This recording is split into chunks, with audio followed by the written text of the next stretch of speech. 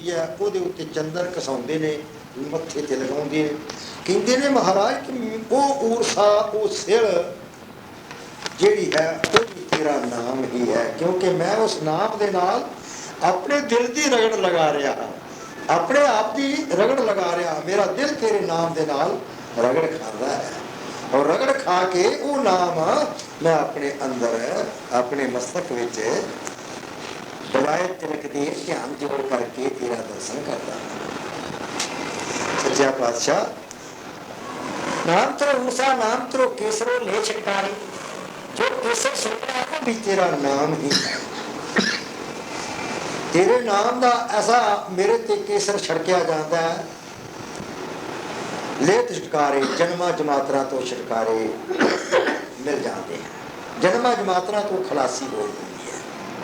ले छिटकारे नाम तेरो अंबला नाम तेरो चंदनों का जपे नाम ले तुझको उचारे, चंदन सिल सब कुछ तेरा नाम ही है मेरे। कहते नाम तेरो दीवा नाम तेरो बाती, महाराज तेरा नाम ही दीवा है, नाम ही तेरा विच बत्ती है, नाम ही तेरा विच तेल है। नाम तेरो तेल ने माहे पसारे, माहे पसारे, नाम तेरो तेल ने माहे पसारे। नाम का ही तेल है दीवे विच, जो कि मैं आरती उतारनी है, क्योंकि संसार के विच तीन अकलां हैं, तीन बुद्धियां हैं। वो किहड़ियां ने? एक नमता बुद्धि है, एक चरम बुद्धि है, एक तेलिया बुद्धि है। चरम बुद्ध नूं कहिंदे ने कि चमड़े विच छेक मारो, जिन्ना मारो उन्ना दा उन्ना रहे। और एक नमदा हुंदा, नमदे विच जिहड़े अस भूरे विच सूआ चोवोगे कढ लोगे तां पता ही नहीं लगना कित्थे छेक मारिया सी। इहनूं कहिंदे ने नमदा बुद्ध। भाई किसी ने सुन सुना के भी उन्होंने असर ना होना, उन्होंने नमदा बुद्ध किया। जिन सुन छड़िया ते अमल नहीं किया उन्होंने चरम बुद्ध किया। तीसरी बुद्ध है तेलिया बुद्ध। तेलिया बुद्ध एक ऐसी चीज है, सब तो उत्तम गिनी है, कि पानी के ऊपर एक छिट तेल की पै जाए, एकदम सारे पानी से खिलर जाएगी, खिलर जाएगी, अपना रंग दे देगी। इसी तरह जो तेलिया बुद्ध है वो उच्ची है। तो रविदास जी महाराज कहते नाम तेरो तेल लाए माहे पसारे, जितना वो छिट तेल की पानी उत्ते खिलर जाती है, इसी तरह महाराज तेरा नाम ऐसा तेल है कि जिसदे ये सारे खंड ब्रह्मांड रचे हुए, जिसदे ये सारा कोई तू धरती आकाश ते दुनिया रची है, केवल नाम तो रची है। वही नाम मेरी आरती उतारन वास्ते मेरे मन रूपी दीवे विच तेल है। नाम तेरो तेल ले माहे पसारे, नाम तेरो धागा ना फूल माल, नाम दा ही धागा है। नाम फूल माला, नाम दे ही फुल है, नाम दी ही माला है। असी बहुत सारे कई संतां महात्मा नूं पुछया है कि आ जो तुसी माला पाउंदे हो पहनदे हो भाई इहदा क्या मतलब है? वो एक माला का सानू फिर मंत्र पढ़ के सुनाते हैं। कहते ने अकल शकल से तेज कहावै, पार्वती वै बिरख लगावै, बिरख बिरख में उगियां शाखा, एक पूर्व एक उत्तर एक दक्षिण एक पश्चिम एक जा चढ़ी आकाश। एक मुखी लदराज श्री नारायण जी को वरना, दो मुखी लदराज चांद सूरज को वरना, तीन मुखी लदराज त्री लोकी को वरना, चार मुखी लदराज चौं वेदा को वरना, पांच मुखी लदराज पंजा पांडवा को वरना, छह मुखी लदराज छठे कृष्ण देवा को वरना, सत मुखी लदराज सत्ता देवियां को वरना, अठ मुखी लदराज अठ कुड़ी नागा को वरना, नौ मुखी लदराज नौ नाथ 84 सिद्ध को वरना, 10 मुखी लदराज 10 नामे सन्यास 10 अवतार को वरना। हाथ में पहने लदराज हसनपुरी का राज होता है, गल में पहने लदराज गोकुलपुरी का राज होता है, सिर में पहने लदराज सरनपुरी का राज होता है, पढ़ मंत्र पहने लदराज कोतरा सह गऊ का दान होता है, अनपढ़ मंत्र पहने लदराज मरण मूल की गति न पावे, पढ़ मंत्र पहने लदराज वो सन्यासी अमरलोक को जावे। क्या एक माला पालन वाले अमरलोक में चला जाए? नहीं, इस माला की पहनने में कुछ नहीं। कबीर साहब कहते ने कबीर जपनी काठ की क्या दिखलावे लोहे, हृदय राम न जपया ए जपनी क्या होए। आ लकड़ की माला जो फेरना है ये की बनेगा, कुछ नहीं, क्योंकि एक साडे अंदर माला है कुदरती, जो उस नाम नाल ही फेरी जा सकती है, उस नाम नाल ही वो फेरी जा सकती है, नहीं तो अखंड नाम तो बगैर वो माला नहीं फेरती। तो महाराज कहते ने सच्चा पातशाह नाम तेरो धागा, तेरे नाम का ही धागा है, नाम दे ही फुल है, नाम फुल माला, भार 18 सगल जुठारे, 18 भार सब झूठे हैं। वो 18 भार केड़े? सारे विश्व के अंदरों, सारे ब्रह्मांड के अंदरों जिन्नियां रुखां दियां किस्मां ने, जिन्नियां घाह बूट दियां किस्मां हैं, भाव धरती की जितनी पैदाइश है, जिन्हें जैसे एक अंब की किस्म है, एक जामुन की किस्म है, एक संतरे की किस्म है, हर किस्म का एक एक पत्तर तोड़िया जाए, एक एक पत्तर तोड़ लिया जाए, हर किस्म का, तो 18 भार बनते विश्व विच, और एक भार 5 मन पक्के का होंदा है, 5 मन पक्के का एक भार होंदा है, और 18 भार बनते ने। तो रविदास जी कहते हैं कि जे अगर सारे अगर एक हार च परोले जान तो ये भी झूठे ने यार, थोड़े, क्योंकि तेरे पैदा किए मैं तेन की दे सकना। पार 18 सगल जुठारे, तेरो किया तुझे क्या रखूं, हालांकि तेरा दिता होया मैं तेन की रख सकना, क्या दे सकना, देना तो सी मैं अपना आप ही तेन,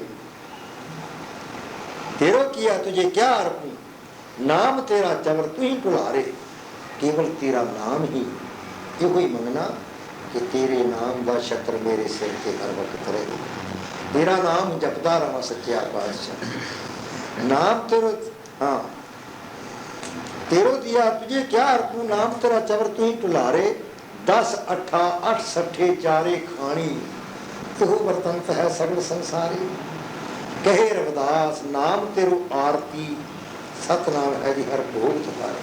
सच्चा पातशाह तेरा नाम ही तेरा भोग है, तेरा नाम ही तेरी आरती है, जिन्होंने तेरे अखंड नाम का भेज मिल गया उन्हें तेरा नाम जपया, सच्चे पातशाह वो आप की शरण विच गए।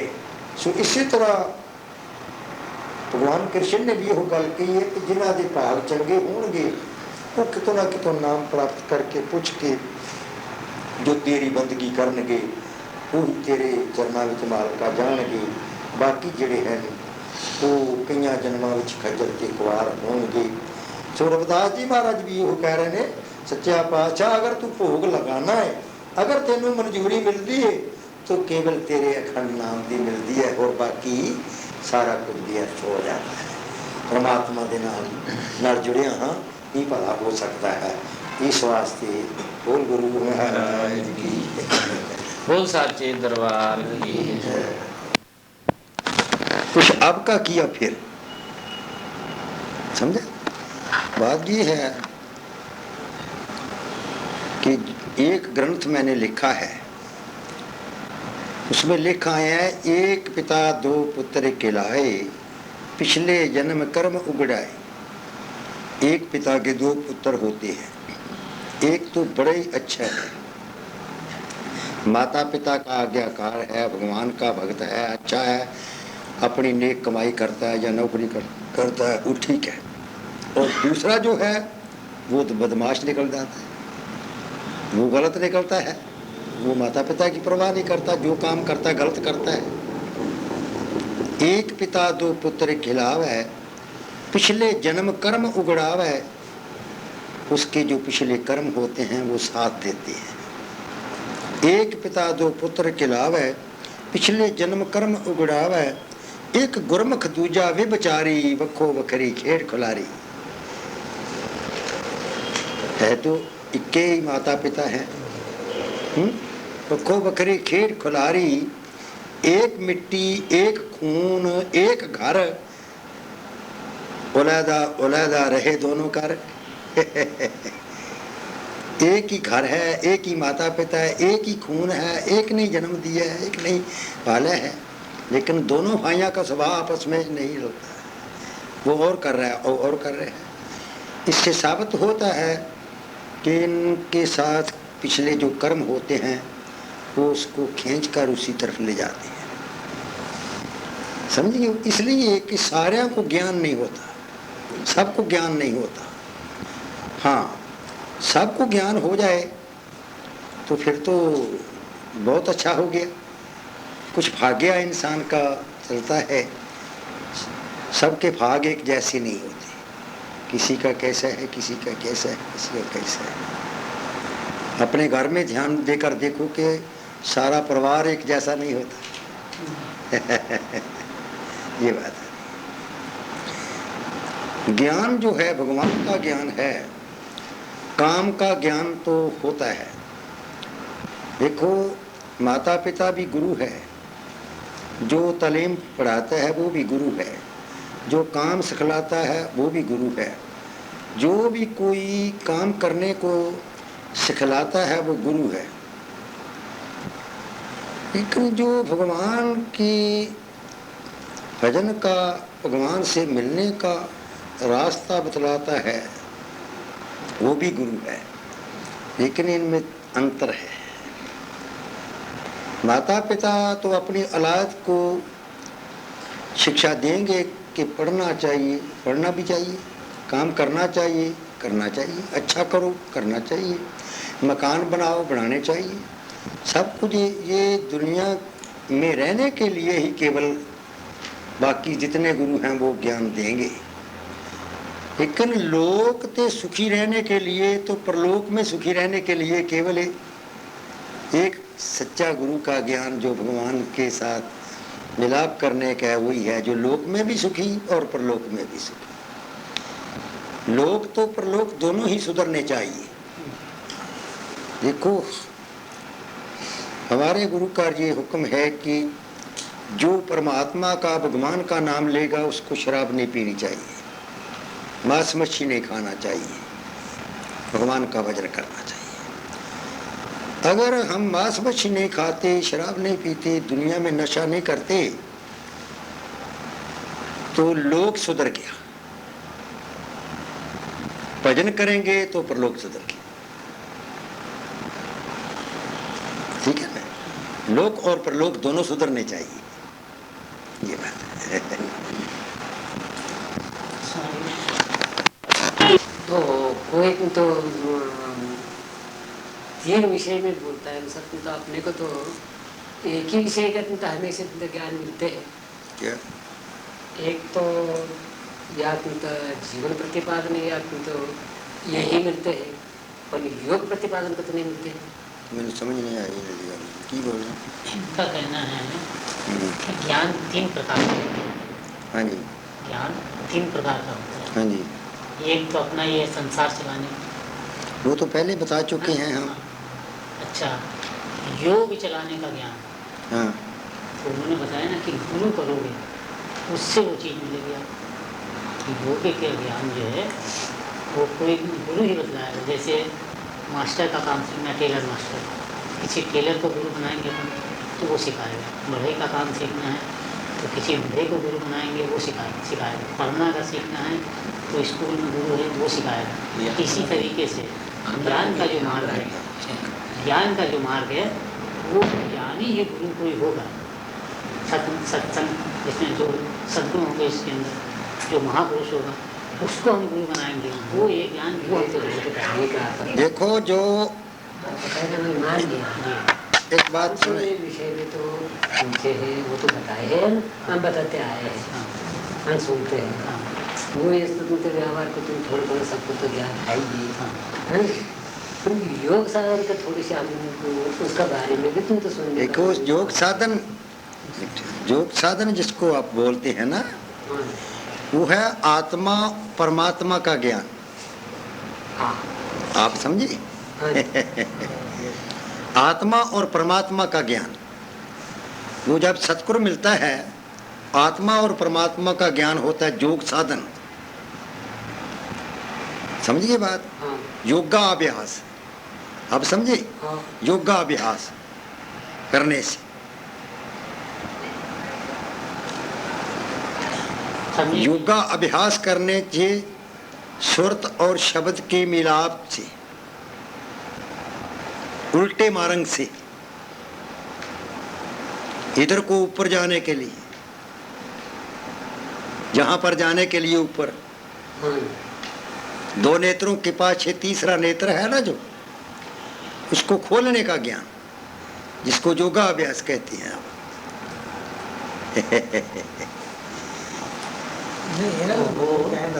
वो मिलेगा कब, सुनो ना, ऐसे बताया कि ऐसा काम वो तो सीखने के सारा लिए सुनने को नहीं मिलेगा। ऐसा वो वो तो तो कि संगत करने से योगाभ्यास सीख सकते हैं। संगत नहीं, प्राण अपान जानते हो, समझते हो? हाँ, प्राण अपान को समझते हो? प्राण अपान, आत्मा और परमात्मा, इन चारों के दरमियान में योगाभ्यास है। ठीक प्राण अपान, चुप करो। संत जी, प्राण अपान आत्मा और परमात्मा हो गया। नहीं जी, तीसरा नहीं प्राण भी जी, बोलते नहीं जी, हैं। नहीं नहीं नहीं नहीं, आत्मा परमात्मा तो है ही है। जी हाँ। वो जो है ना, इसका पान अपान हाँ। आन ते जान जेड़ा है, ਉਹਦਾ हिसाब है। जो पूछ रहे ने उसी समझ लिया है। वो योगाभ्यास है जी। हाँ, प्राणायाम जिसको कहते हैं। हाँ जी, वो प्राणायाम की बात कर रहे हैं। ये आंध्रा के रहने वाले हैं। हाँ ठहरो, ठीक है, कोई नहीं। मैं आंध्रा का नहीं सर, महाराष्ट्र में। महाराष्ट्र के, कोई बात नहीं, कोई साथ में तो मेरे को हिंदी कोई बात ठीक से नहीं। नहीं आता है कि जो भी कुछ उनका है, हमारे पिताजी वगैरह सत्संग में थे। आपको मैं इतिहास बताता हूँ कि हम, क्योंकि इन्होंने योगा अभ्यास बारे पढ़े है। ਉਹਦੇ ਵਿੱਚ जो कि प्राण अपान की बात है ना, जानते आउण दी आत्मा परमात्मा का जो ज्ञान है ना, ये उस पासे लोग साधु संत महात्मा योगाभ्यास के मतलब समझाते हैं। सो इस वास्ते वो जी गल कर रहे ने, वो बचन कर रहे ने, जो ये बात कर रहे ने, वो अंदरों असी समझ रहे हैं उस गल नूं कि ये उस गल वालों पूछ रहे हैं। समझ? क्योंकि जो सच्चा रास्ता होंदा है वो एक ही होंदा सबनी थाई। वो जिस मुल्क विच भी जाओ, जिस कौम मजहब विच चले जाओ, जो सच रास्ता है वो एक ही है। वो किसी भी मुल्क कोई भी होए, कोई भी भाषा हो, कोई जिसने भी कितों जिन्हों सच्चा रिफार्मर मिल गया, उन सच रास्ता मिल गया, वो एक ही है सारी सृष्टि विच। ये अलहदा गल है कि पानी नूं कोई पानी कहंदा है, कोई वाटर कहंदा है, कोई आप कहंदा है, कोई जल कहंदा है, लेकिन जो सही रास्ता है वो एक ही है। हाँ, दूसरा है नहीं है। बिल्कुल ठीक। भाषा भाषा का अंतर है। हाँ, बस उसके अपनाने में, बोलने में कुछ फर्क आता है, यही बात है बस। जैसे बाइबल में ही अमृत को होली वाटर का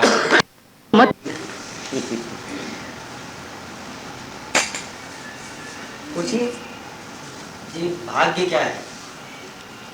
तो भाग्य बोलते हैं ना, क्या सी? किस्मत, कर्म, कर्म, किस्मत आगे कर्म। कुछ ऐसा बोलते हैं लोग कि हमारे भाग में ऐसा ही हमको मिला। हाँ। जी, जैसा आपने अभी किस्मत बताया था ना भाग और किस्मत कि मतलब जो है एक माँ बाप के दो पुत्र, दोनों में अंतर है, हाँ, अंतर है। पिछले कर्मों के कारण है। किसी कर्मों के कारण ही अंतर है।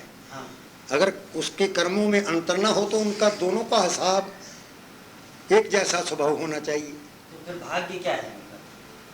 मतलब फिर किस्मत क्या है? यही तो किस्मत है उसकी, और क्या है?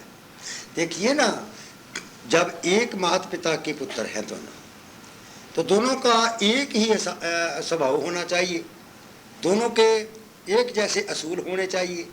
नहीं तो फिर कहते हैं ना कि मतलब यानी सब परमात्मा लिखता है भाग्य, हाँ। किस्मत लिखता है, हाँ। तो फिर इतना अंतर क्यों आता है? किस्मत हमारा किया हुए कर्म लिखता है। कर्म से भाग मिलता है। कर्म से भाग बनता है। देखिए देखो, एक मिनट के लिए देखो, कर्म इसको बोलते हैं। अगर हम अच्छे कर्म करेंगे, इस वक्त ध्यान देना, अगर हम अच्छे कर्म करेंगे तो हमें, अगर भगवान के नाम का ज्ञान ना होगा, सिर्फ कर्मों पर रहेंगे, दूसरा जन्म जो होगा हमारा वो किसी अच्छे मकान में आ जाएगा। 4 दिन उस मकान में काट लेंगे, जाना तो है ही। इससे भी अच्छे कर्म करेंगे, किसी कोठी में जन्म आ जाएगा। और अच्छे कर्म करेंगे तो कारां चूट लेंगे। इससे भी अच्छे कर्म कराएंगे तो कोई हुकूमत का पुर्जा बन जाएंगे, कोई एमएलए बन जाएंगे, कोई वजीर बन जाएगा। इस तो भी कोई अच्छे कर्म करता है, बादशाह बन जाता है। ये तो अच्छे कर्मों का रिजल्ट है, उसको भोगना। समझ गए बात। और अगर हम माड़े कर्म करता है तो दूसरा जन्म हमें अंधे का जन्म मिल जाएगा, कोड़ों का जन्म मिल जाएगा। अच्छा जन्म लेकर एक्सीडेंट होकर के सारा जन्म दुखी निकालेंगे, बीमारी का शिकार होकर सारा जन्म दुखी रहेंगे। माड़े कर्मों का फल माड़ा और चंगे कर्मों का फल चंगा, इसको भोगते हुए ही हम जा रहे हैं, तकड़ी के छापियों की तरह। कभी वो छापा ऐसा है, कभी वो छापा ऐसा है, ऐस तरह डक्को डोले खांदे इंसान जाता है। समझ गए बात। इन दोनों में से अच्छे कर्मों और माड़े कर्मों से निकलने के लिए ही गुरु की जरूरत है। भगवान के चरणों में जाने के लिए, जिस कर्मों के चक्कर से निकलना, भाग्य के चक्कर से निकलने के लिए ही भगवान के नाम की जरूरत है। ये तो ऐसा है, कभी 4 दिन अच्छे भोग ले, कभी 4 दिन अच्छे मारे भोग ले। समझे बात।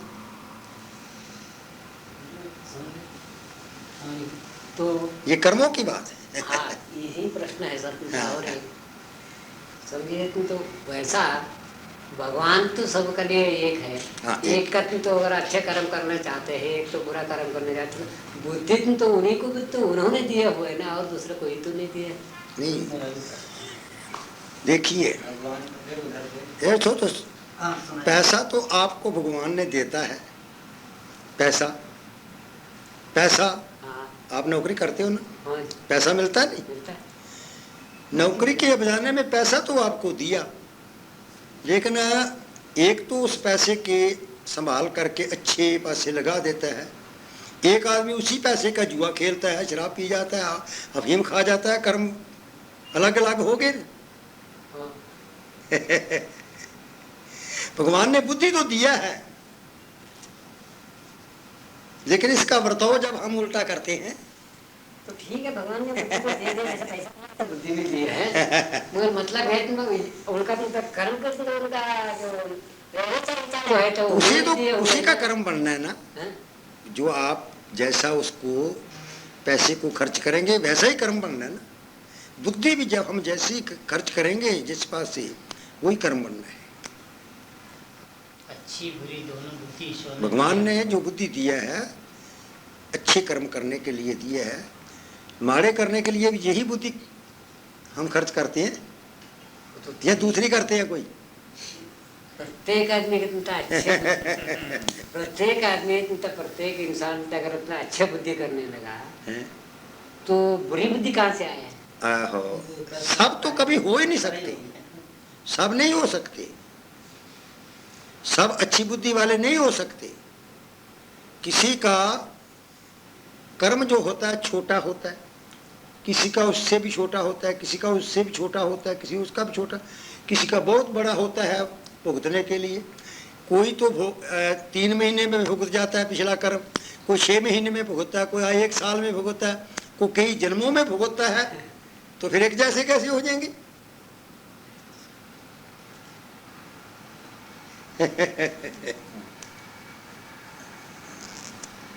बोलो बोलो और बोलो।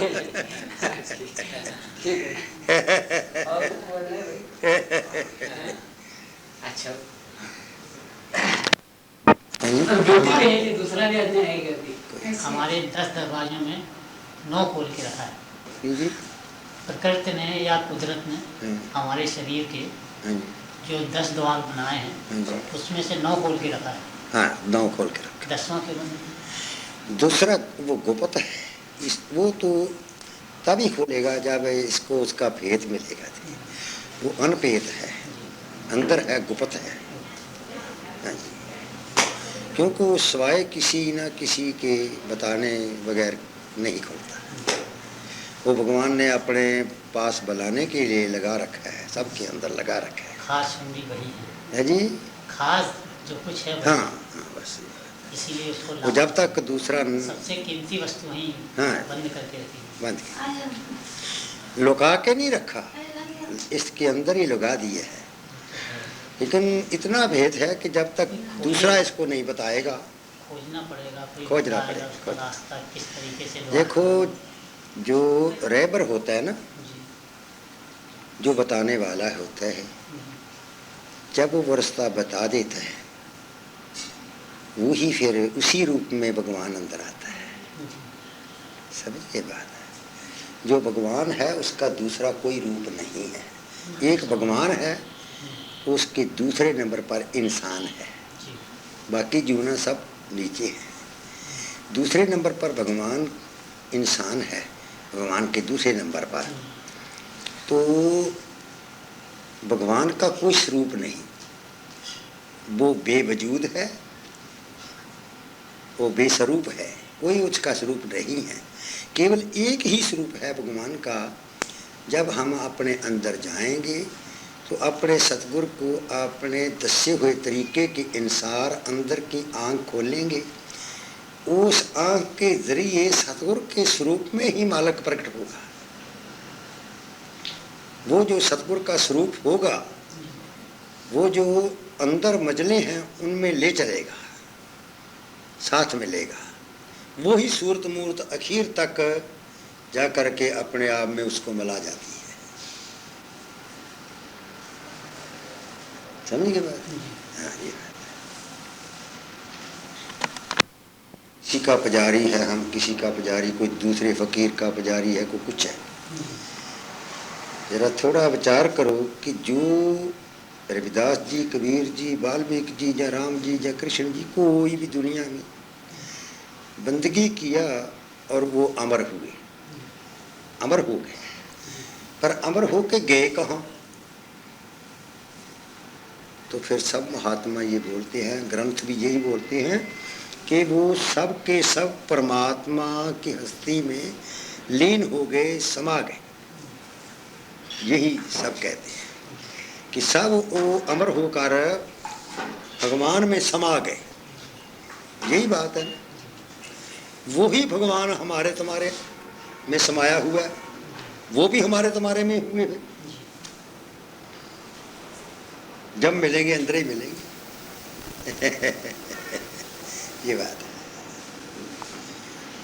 प्रभु तेरी दात है।